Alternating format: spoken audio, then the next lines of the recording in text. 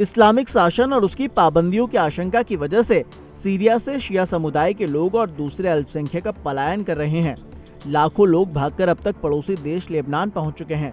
दरअसल दमिश्क पर कब्जा करने वाले सुन्नी संगठन हयात तहरीर अल शाम यानी कि HTS ने इस्लामिक मान्यताओं के अनुसार शासन चलाने का ऐलान किया है, लेकिन इसके बावजूद अल्पसंख्यकों के रीति रिवाजों को भी महत्व देने की बात कही है। हालांकि शिया और दूसरे अल्पसंख्यकों को इस आश्वासन पर बिल्कुल भरोसा नहीं है और यही वजह है कि अब तक लाखों लोग सीरिया से पलायन कर चुके हैं। लेबनानी अधिकारियों के आंकड़ों के मुताबिक 8 दिसंबर से अभी तक अल्पसंख्यकों और अन्य लोगों समेत 1 लाख से ज्यादा सीरियाई लेबनान पहुंच चुके हैं। ऐसा इसीलिए क्योंकि सीरिया में रहने वाले अल्पसंख्यकों और अन्य के लिए लेबनान का माहौल और वहां पहुंचना दूसरे पड़ोसी देशों की तुलना में ज्यादा सुविधाजनक है। लाखों लोग लेबनान अब तक पहुंच चुके हैं और हजारों लोग उससे लगने वाली सीरिया की सीमा पर मौजूद हैं। उनसे बातचीत से उनके भीतर का भय बाहर आता है। HTS के कब्जे के बाद दमिश्क में मनाई जा रही खुशियों से उलट अल्पसंख्यकों को आशंका है कि सीरिया में अब जीना मुश्किल होने वाला है।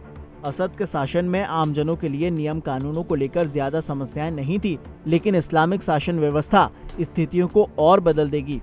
अमेरिका के विदेश मंत्री एंटनी ब्लिंकन ने पश्चिमी एशिया के देशों, खास तौर से सीरिया के पड़ोसियों से अपील की है कि वे नई शासन व्यवस्था को शांतिपूर्ण तरीके से स्थापित होने में मदद करें। ब्लिंकन ने शुक्रवार को अंकारा में तुर्की के राष्ट्रपति रिसेप तैयब एर्दोगान से वार्ता करने के बाद वहां के विदेश मंत्री से मुलाकात की। उसी के बाद ब्लिंकन ने ये अपील जारी की है। वहीं दूसरी तरफ वैसे तो इजराइल अक्सर ही सीरिया पर हवाई हमले करता रहता है, लेकिन 8 दिसंबर से उसने इन हमलों की झड़ी लगा रखी है। बीते 6 दिनों में इजरायली वायुसेना ने सीरिया में 400 से ज्यादा हवाई हमले किए हैं। इजराइल का दावा है कि उसने सीरिया की 90% से ज्यादा मिसाइलों को नष्ट कर दिया है। बड़ी मात्रा में रासायनिक हथियार भी नष्ट किए गए हैं।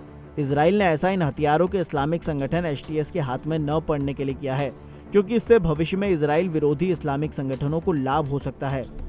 वहीं इसके साथ ही सीरिया में बशर अल असद के शासन के अंत के साथ ही उस देश का झंडा भी बदल दिया गया। विद्रोहियों ने सीरिया का 44 साल पुराना झंडा बदल दिया है।